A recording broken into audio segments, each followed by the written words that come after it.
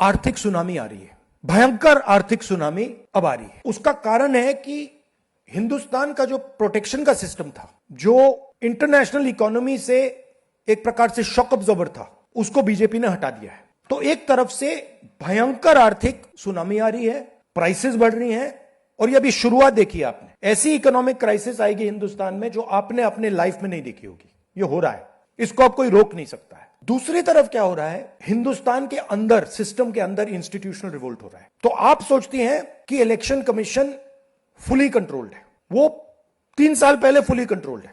Chief election commissioner के messages मेरे पास आ रहे हैं, head of intelligence system, senior judiciary, सारों के सारे रिवोल्ट कर रहे हैं, इंफॉर्मेशन दे रहे हैं हमें।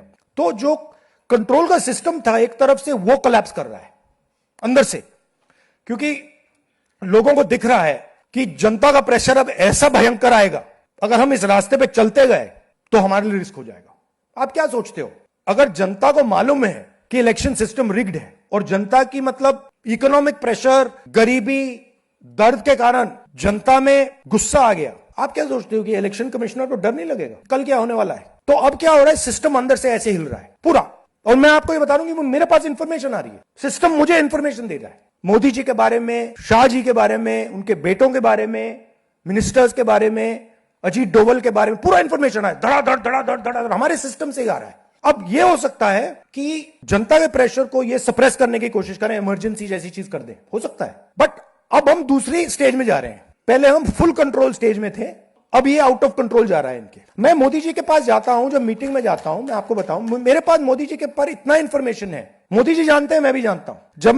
जब मैं उनसे मिलता हूं, भैया आंख में आंख लगाना रहा,